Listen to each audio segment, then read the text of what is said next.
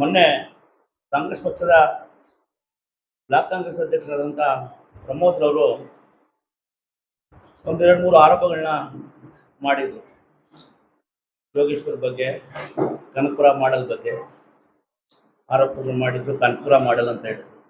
Kanakapura model ಅನ್ನೋದನ್ನ ತಿಳ್ಕೋಬೇಕಾದ್ರೆ ಕನಕಪುರದವರ ಆದ ಸಾಮಾಜಿಕ ಹೋರಾಟಗಾರ ಕಂಚಳ್ಳಿ ರವಿಕುಮಾರ್ ಅವರ ಏನು ಫೇಸ್ಬುಕ್ ಪೇಜ್ ಇದೆ ಅದನ್ನು ಓಪನ್ ಮಾಡ್ತಾ ಹೋದರೆ ಪ್ರತಿಯೊಂದು ಕನಕಪುರದ ಮಾಡೆಲ್ ಗೊತ್ತಾಗುತ್ತಾ ಹೋಗುತ್ತೆ. ಆ ತಾಲೂಕಿನಲ್ಲಿ ನಡೆದಂಥ ದೌರ್ಜನ್ಯಗಳನ್ನೆಲ್ಲ ಎಳೆ ಎಳೆಯಾಗಿ ಬಿಟ್ಟಿಟ್ಟಿದ್ದಾರೆ. ಅವ್ರ ಪೇಜ್ ನೋಡಿದ್ರೆ ಸಾಕು ಕನಕಪುರ ಮಾಡೆಲ್ ಗೊತ್ತಾಗುತ್ತೆ.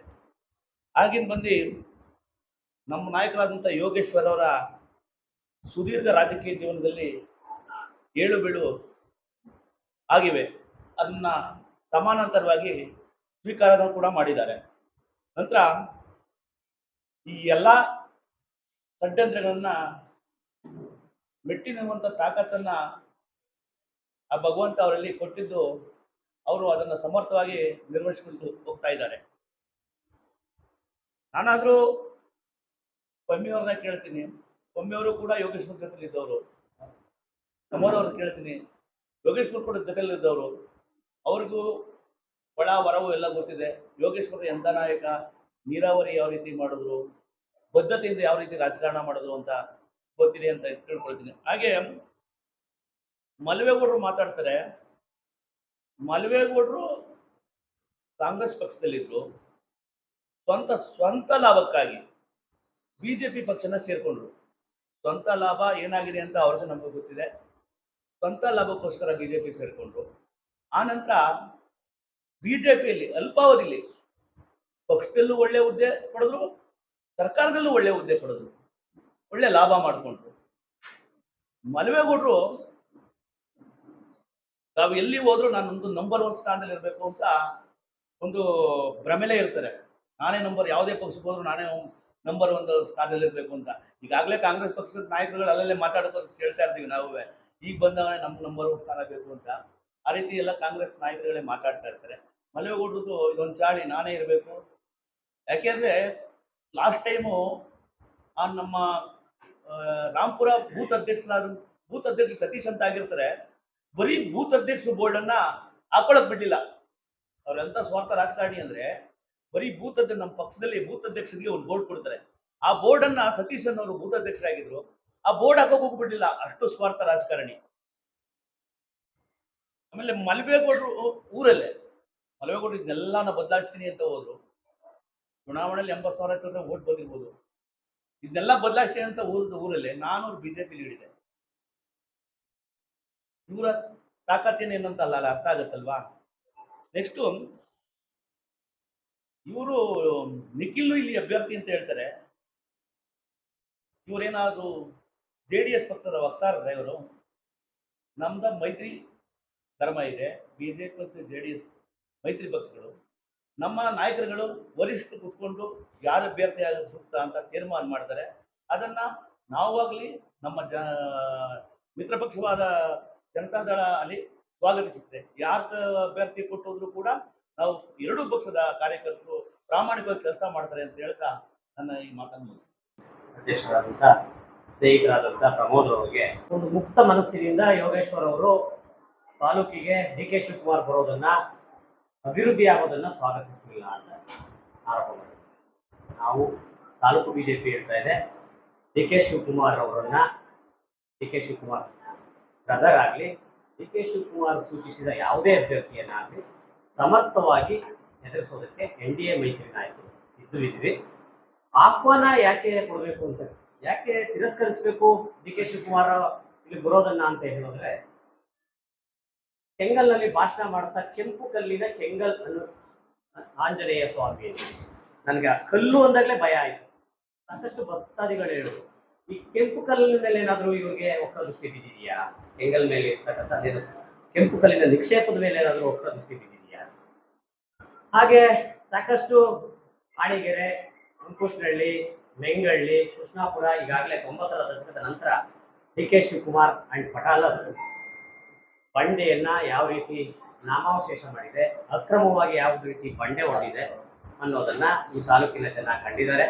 ಈಗ ಉಳ್ಕೊಂಡಿರ್ತಕ್ಕಂಥ ಬಂಡೆಗಳೆಲ್ಲ ಇದೆ, ನರಸಿಂಹಸ್ವಾಮಿ ಬೆಟ್ಟ, ಗೌರವಸ್ವಾಮಿ ಬೆಟ್ಟ, ದೇವರು ತಿಮ್ಮಸ್ವಾಮಿ ಬೆಟ್ಟ, ಇಂಥ ಬೆಟ್ಟಗಳು. ಯಾಕೆ ಆತಂಕ ಈ ತಾಲೂಕಿನ ಜನಕ್ಕೆ ಬಂಡೆ ಶಿವಕುಮಾರ್ ಅವರ ಮೇಲೆ ಇದ್ರೆ ಅವರನ್ನ ಯಾಕೆ ನಾವು ಮುಕ್ತವಾಗಿ ಸ್ವಾಗತಿಸೋಕೆ ಆಗಲ್ಲ ಅಂದ್ರೆ, ಇದು ಕನಕಪುರ ಮಾಡೆಲ್ ಆಗಬಾರ್ದು, ಚನ್ನಪಟ್ಟಣ ಮಾಡೆಲ್. ನಮ್ಮ ಸನ್ಮಾನ್ಯ ಸಿ ಪಿ ಯೋಗೇಶ್ವರ ಹೇಳಿದಾಗೆ ಪರ್ ಕ್ಯಾಪಿಟ ಇನ್ಕಮ್ ಯಾವ ರೀತಿ ಇದೆ, ಇಲ್ಲಿನ ಒಟ್ಟಾರೆ ತಲಾದಾಯ ಯಾವ ರೀತಿ ಇದೆ, ಇಲ್ಲಿನ ಜನರ ಸೌಹಾರ್ದತೆ ಯಾವ ರೀತಿ ಇದೆ, ಅದು ಕನಕಪುರದಲ್ಲಿಲ್ಲ.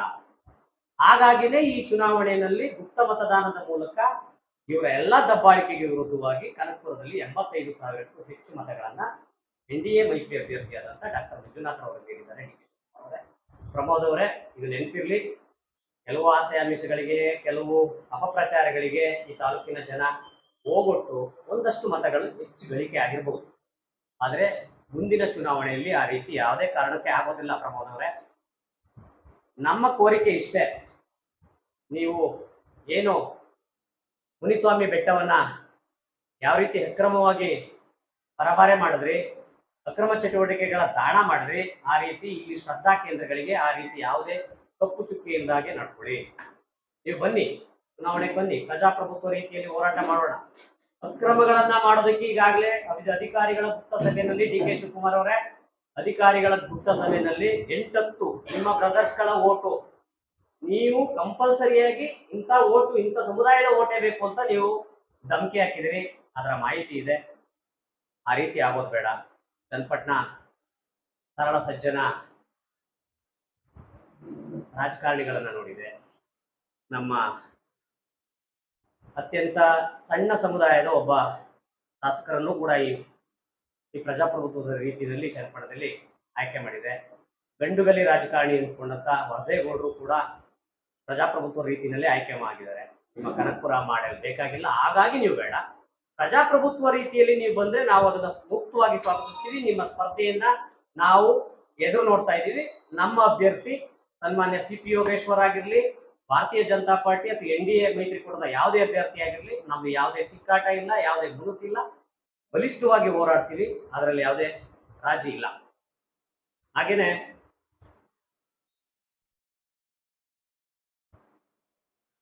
ಈಗ ಅಧಿಕಾರದ ದುರ್ಬಳಕೆ, 1.5 ವರ್ಷದಿಂದ ಅಧಿಕಾರಕ್ಕೆ ಬಂದಂತ ಡಿ ಕೆ ಶಿವಕುಮಾರ್ ಅವರು ರಾಮನಗರ ಜಿಲ್ಲೆಗೆ ಯಾವ ರೀತಿಯ ಪ್ರಾತಿನಿಧ್ಯವನ್ನು ಕೊಟ್ಟಿದ್ದಾರೆ ಅಂದ್ರೆ, ಪದಸ್ಥಾದ ಖಾತೆಯನ್ನ ಬೆಂಗಳೂರು ನಗರಕ್ಕೆ ವರ್ಗಾವಣೆಯಾಗಿದ್ದಾರೆ. ಅಂತ ಅಭಿವೃದ್ಧಿಯ ಕಲ್ಪನೆಯನ್ನು ಇಟ್ಕೊಂಡಿದ್ರೆ ರಾಮನಗರ ಜಿಲ್ಲೆಯ ಉಸ್ತುವಾರಿ ಸಚಿವರಾಗಬೇಕಾಗಿತ್ತು. ಇವರು ಬೆಂಗಳೂರು ನಗರದ ಉಸ್ತುವಾರಿ ಯಾಕಾಗಿದ್ದಾರೆ ಅನ್ನೋದು ಸಾಮಾನ್ಯ ಜನಕ್ಕೆ ಗೊತ್ತಿದೆ. ಈಗ 1.5 ವರ್ಷದಿಂದ ಹಿಂದೆ ಇರತಕ್ಕಂಥ ಡಿ ಕೆ ಶಿವಕುಮಾರ್ ಅವರ ಈ ಚನ್ನಪಟ್ಟಣದ ಮೇಲಿನ ಪ್ರೀತಿ ಮುಂದಿನ ಉಪಚುನಾವಣೆಗೆ ಅಧಿಕಾರಿಗಳನ್ನ ಬೆದರಿಸೋದಕ್ಕೆ, ಮತ್ತೆ ಕಾರ್ಯಕರ್ತರಿಗೆ ಮತ್ತೆ ಮತದಾರರಿಗೆ ಮಂಕು ಬೂದಿ ಹಚ್ಚೋದಕ್ಕೆ ಬಂದಿದ್ದಾರೆ. ಅದನ್ನ ತಾಲೂಕಿನ ಜನ ನೋಡ್ತಾ ಇದ್ದಾರೆ. ಅದಕ್ಕೆ ಸಮರ್ಥವಾದ ಉತ್ತರವನ್ನ ಕೊಡ್ತಾರೆ.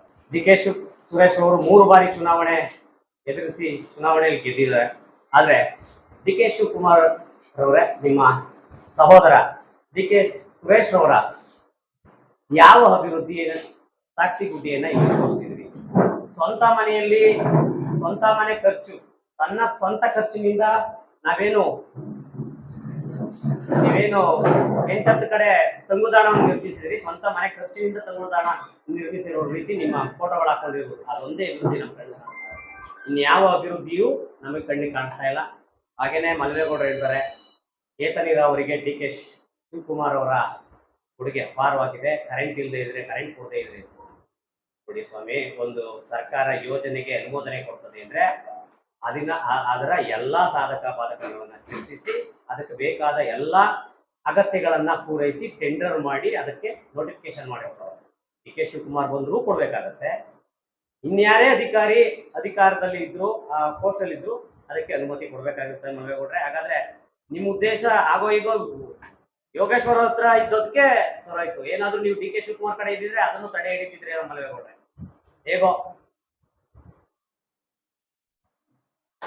ಏನು ನೀರಾವರಿ ಯೋಜನೆ ಮೂಲಕ ರಾಜ್ಯಾದ್ಯಂತ ಮತಮಾತಾದಂತ ಸನ್ಮಾನ್ಯ ಸಿ ಪಿ ಯೋಗೇಶ್ವರ ಅವರು ಮತ್ತೆ ಅದರ ಮುಂದುವರಿದ ಭಾಗವಾಗಿ ಏನು ಇವತ್ತು ಉನ್ನತವಾದ ಏತ ನೀರಾವರಿ ಯೋಜನೆ ಮೂಲಕ ಸಾಕಷ್ಟು ಕೆರೆಕಟ್ಟೆಗಳಿಗೆ ನೀರು ಹರಿಸಿದಂತ HDK ಎಚ್ ಡಿ ಕುಮಾರಸ್ವಾಮಿ ಅವರಾಗಲಿ ಸಾಕಷ್ಟು ಸಾಕ್ಷಿ ಗುಡ್ಡೆಗಳನ್ನು ಇಟ್ಟಿದ್ದಾರೆ. ಅದಕ್ಕೆ ತಾಲೂಕಿನಲ್ಲಿ ಸಾಕ್ಷಿ ಗುಡ್ಡೆಗಳು ಸಾಕಷ್ಟಿದೆ. ನಿಮ್ಮ ಸಾಕ್ಷಿ ಗುಡ್ಡೆಯನ್ನ ಮುಂದಕ್ಕೆ ತೋರಿಸೋದಕ್ಕೋಸ್ಕರ, ಜನಕ್ಕೆ ಮಂಕು ಬುದ್ಧಿದು ಎತ್ತೋದಕ್ಕೋಸ್ಕರ ನೀವು ಈ ತಾಲೂಕಿಗೆ ಬರ್ತಾ ಇದ್ದೀರಿ. ಅಧಿಕಾರಿಗಳನ್ನ ಬೆದರಿಸಿ ಎದುರಿಸಿ ಯಾವುದೇ ಕೆಲಸ ಮಾಡಿಸೋದು ಬೇಡ. ಕಾನೂನಾತ್ಮಕವಾಗಿ ಕೆಲಸ ಆಗಲಿ, ಯಾವುದೇ ಅಕ್ರಮ ಆಗೋದಕ್ಕೆ ಅವಕಾಶ ಆಗೋದು ಬೇಡ. ಡಿ ಕೆ ಶಿವಕುಮಾರ್ ಅವರೇ, ಹಾಗೇನೆ ನಮ್ಮ ಭಾರತೀಯ ಜನತಾ ಪಾರ್ಟಿಯ ಕೇಂದ್ರ ನಾಯಕರಿಗೆ ಮತ್ತೆ NDA ಮೈತ್ರಿಕೂಟದ ಎಲ್ಲ ನಾಯಕರಿಗೆ ನಮ್ಮ ತಾಲೂಕು ಬಿಜೆಪಿ ಆಗ್ರಹ ಮಾಡುತ್ತದೆ. ತಾಲೂಕಿನಲ್ಲಿ ಯೋಗೇಶ್ವರ್ ಸಮರ್ಥರಿದ್ದಾರೆ, ಸಮರ್ಥ ಅಭ್ಯರ್ಥಿ ಇದ್ದಾರೆ NDA ಅಭ್ಯರ್ಥಿಯಾಗಿ.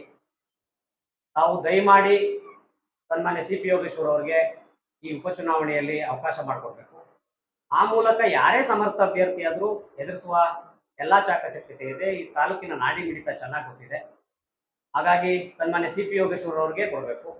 ಮತ್ತೆ ಏನು ಮೇಲ್ಮಟ್ಟದ ಯಾವುದೇ ಹೊಂದಾಣಿಕೆ ಇದ್ರೂ ಕೂಡ ಸನ್ಮಾನ್ಯ CP ಯೋಗೇಶ್ವರ್ ಅವರಿಗೆ ಈ ತಾಲೂಕಿನಲ್ಲಿ ತಾವು ಸಮೀಕ್ಷೆ ಮಾಡುವ ಮೂಲಕ ಯೋಗೇಶ್ವರ್ ಅವರ ಮೇಲಿನ ಜನರ ಒಲವು ನಿಲುವುಗಳನ್ನ ನೀವು ತಿಳಿದು ದಯಮಾಡಿ ಯೋಗೇಶ್ವರ್ ಅವರನ್ನ ಈ ತಾಲೂಕಿನ ಉಪಚುನಾವಣೆಗೆ ಅಭ್ಯರ್ಥಿಯನ್ನಾಗಿ ಘೋಷಿಸಬೇಕು ಅಂತ ನಾವು ಎಲ್ಲ ಕೇಂದ್ರ ನಾಯಕರಿಗೆ, ರಾಜ್ಯ ನಾಯಕರಿಗೆ, ಹಾಗೇನೆ ಈ ಚುನಾವಣೆಯಲ್ಲಿ ಅತಿ ಹೆಚ್ಚು ಶ್ರಮವನ್ನ ಹಾಕಿ ಸನ್ಮಾನ್ಯ ಡಾಕ್ಟರ್ ಮಂಜುನಾಥ್ ಅವರ ಗೆಲುವಿಗೆ ಹೋರಾಟ ಮಾಡಿದಂತ